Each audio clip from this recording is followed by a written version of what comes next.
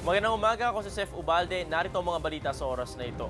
Naiproklama na kagabi bilang kongresista ng ikatlong distrito ng Camarines Sur si Attorney Leni Robredo. Kaugnay niyan makakausap natin siya live mula sa kanyang tahanan sa Camarines Sur.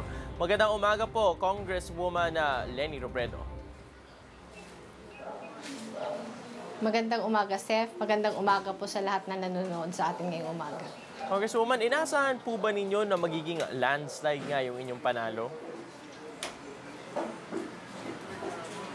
Hindi, Seth. Actually, nagulat tayo sa laki ng boto na nakuha natin.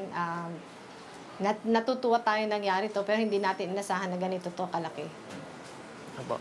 Congresswoman, kilala pong magaling na public servant yung inyong asawa na si Maong Jessie Robredo. Hindi po ba kayo napipressure rito? Wala po ba kayong nararamdaman na parang kailangan nyo mag-live up dun nga po sa expectation na iyon? Alam mo, malaking pressure to sa akin, Seth. Malaki yung tumulong sa akin dahil tinitingnan nila na ako yung magpapatuloy sa legacy ng asawa ko. Kaya para napakalaking shoes to fill in. Kailangan pagbutihin ko. Kasi kung hindi ko pinagbutihan, marami yung madi-disappoint. Okay pa. Congresswoman, ano sa tingin nyo yung mga aral na natutunan nyo po dun sa inyong asawa na maaari nyo i-apply ngayon na kayo ay kongresista na po? Ako yung asawa ko kasi parating naniniwala na yung pinakasusi talaga ng mabuting serbisyo yung good governance. Kaya ito yung papractice natin. Parati siyang aware na yung good governance involves accountability, transparency, saka people participation. Ito din yung magiging guiding principle natin habang tayo ay nanunungkulan na.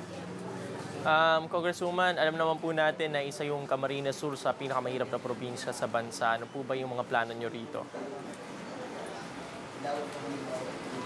Ako kasi palagi ko ang dapat asikasuhin muna maayos yung delivery of basic services. At yung paniniwala natin, mangyayari lang to pag yung LGUs tinulungan natin na maging efficient, maging effective, na mag-excel. Ito lang yung paraan para maging mabigat natin silang katuwang sa pagserbisyo sa ating mga mamamayan.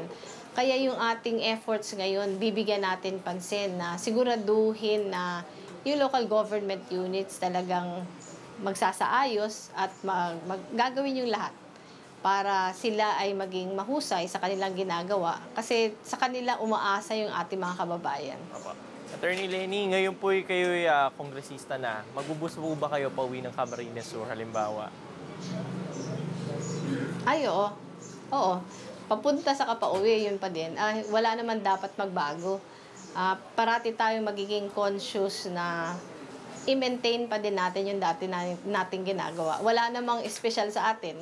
Magkakaroon lang tayo ng mas malaking panunungkulan. Pero yung dati nating ginagawa, dapat ganun pa din. Okay, maraming salamat po at congratulations po ulit kay Congresswoman Leni Robredo live po mula sa Camarines Sur.